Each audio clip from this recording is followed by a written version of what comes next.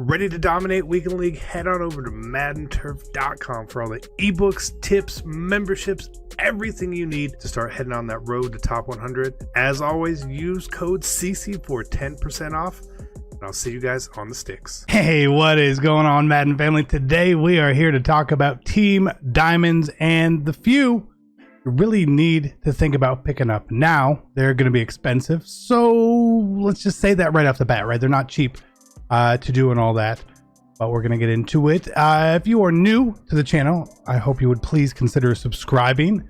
Additionally, if you enjoy the video, please leave a like. We also have another channel called CC2. You will see it. There's going to be a link down below.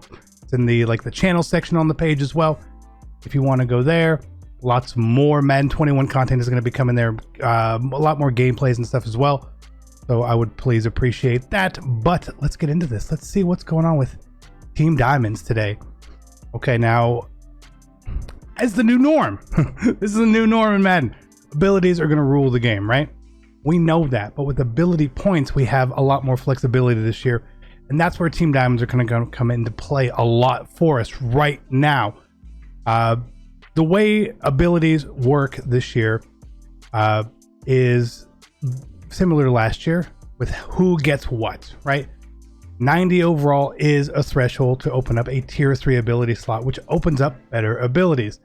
Every single Team Diamond, when powered up, can get to tier 3. Okay, they get to 90 overall. It's just the way it is. Even if they're an 86, you power them up to an 87, there's an extra step that can power them way up. Now again, I said in the beginning, it isn't a very expensive thing to power cards up right now. Training is expensive. It's give or take 35 to 40 coins per training, so it's not cheap. It's going to cost you a lot if you want the best cards in the game right now. And over time, as we get more cards in the game, prices will come down on cards, training will go down, there will be more availability on these better cards. Okay, like for me, like you see here on the screen right here, I have Troy Vincent, Asante Samuel, Adrian Wilson. Those are 3 Team Diamonds, right? All powered all the way up because they get good abilities, right? And that's what we want. This is what we want. So I'm going to go through the list of Team Diamonds here and show you the ones that I know of personally. I may not have them, but if I don't have them, it's because somebody I know, somebody whose opinion I truly trust, who plays the game a lot, is very competitive, is trying to get these cards and make them work. So left tackle, no.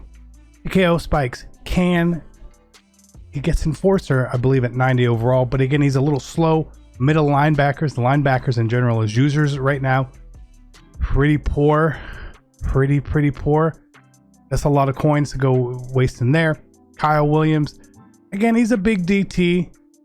If you wanted to get something like, I think inside stuff, you could kind of get it on him, but again, that's there. But we come to our first one here, Elvis Doomerville.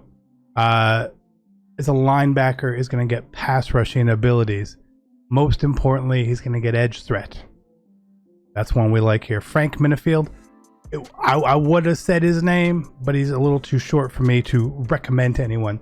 Warrick Dunn here gets backfield master at 90 overall, which means he gets hot routes and he gets essentially a matchup nightmare out of it. Very, very good ability.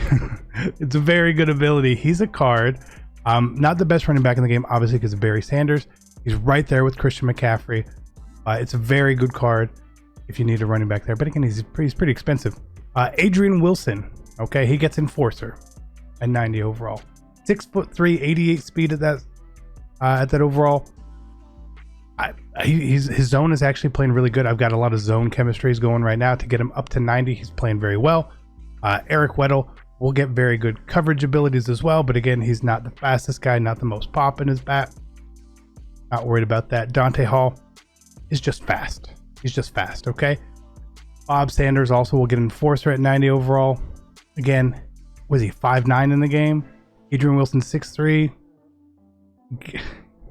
Give me Adrian Wilson. Travis Frederick doesn't really get great abilities here. Mark Clayton, super sleeper, I feel, at this point. Because we see he's an 86 overall here. It's like, why would I want that? But when it gets to 90, he actually hits the deep route running threshold, which means he is very valuable right now. Mark Clayton, good card. Troy Vincent, again, very good card as well. Gets some good abilities. A lot of the corners are getting some good abilities here. He also has a really high zone rating as well. Roddy White, I love the guy. I'm not putting out for him right now. Justin Smith gets good pass rush abilities. He gets the edge threat. Again, he's going to be a very popular card you're going to see on the scene here. No clue.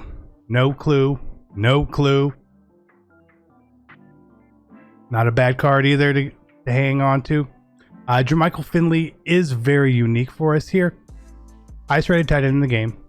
Not close. Gets tight end apprentice, which means he gets his hot routes, which means he has a lot of value. A ton of value right now. Just a ton. So Jermichael Finley is probably, if someone's running with tight ends, eventually everyone's going to have him. You can see that in the price spike for Devontae Adams as well, where he was like the least expensive 86, and now he's one of the more expensive 86s in the game because of this. Charles Johnson, again, pass rush abilities here. Someone to go after. Asante Samuel, super balanced. Love this card. Has played amazing for me. He's probably played better than any other defensive player for me so far. But again, it's a small sample size. I don't want to jump out the window telling everyone to go get him, but he's played very well. Rich Gannon has the pass lead elite ability for you. Again, a lot of people like that. I'm not rocking with abilities on my quarterback just yet. I don't know if we need them or not, but essentially it's kind of like Gunslinger, which is good. Dre Bly, very similar to the other corners. Very good. He's going to be very good for you. Adalius Thomas, again, pass rush abilities here at 90 overall. He's becoming a big favorite in the competitive scene for people. London Fletcher, again, not going to get Enforcer. Probably the fastest middle linebacker in the game at this point. But short, bad users. I'm sorry, Fletch, man. I can't. We got Jarry Evans. Again, he's the highest rated right guard in the game. I haven't seen anything special on him. Back strong. Fullback. Heath Miller. Again, it was also tied for the highest tight end in the game. But I only know one person who's used this card, and they're like, it's a great card, but it's not someone I know is a great player. So jury's out on this card. If you guys have used Heath Miller, please let everyone know down below. That would be pretty awesome. We got Amobi Okoye. Again, D-tackle. Kind of like Kyle Williams there for us. Good. You know. Drew Bennett gets a slot apprentice at receiver, which is the hot routes from the slot, which is very, very popular. He is someone you are literally seeing constantly now. Just crazy you wouldn't have thought that from a Drew Bennett card. And then we got Phil Lolo, just the highest rated right tackle in the game. So when you are going after these cards, I would not necessarily suggest in saying, oh, he's the highest rated card, I want that. Think about how you're going to use these cards to their abilities, because statistically, they're not all that different from other base elite or other cards in the game. Even the team builder cards are pretty good. Make a decision on, hey, I want an ability here, and this is the player I should go after. I want a pass rushing ability. I'm going to go get one of these guys. I want a great corner with lurker and flat zone KO or something like that. You go here, right? This is what the Team Diamonds, the purpose of them is right now. 100%. It's the only reason to get them. Like, while they are the highest rated cards in some cases, their price points are more significant than the difference. But when you get the abilities, obviously the value goes up. So take a look at these, figure it out. I'm not telling you go get this one card. Okay, I'm not going to do that, because I can't sit here in the EA Access trial time and say, go buy this card for 300k. Because when you buy, if you do the set, which me personally, I'm building towards Barry Sanders. You do the set, you get the token for Barry, you get the power up, and you get the card, right? So for Phil Lolo, you get the 77 power up and his 89 here, and it's a lot of training. It's a lot of training to power them up. Even Adrian Wilson. Let's go scroll up to him quickly just to give you guys an idea here. 87 overall, right? His final tier to get to 90 is 2,500 training, which is about 100,000 coins, right? Not cheap, not cheap. Level setting there, being honest with you guys. This is what I think about all these cards. If you have one that you feel like, dude, CC, this card is amazing, put it in the chat, comments, let me know. Okay, I want to see it. I want to see it. We're all learning this game. We're all learning about abilities. If you know of an ability that's amazing, please let us know.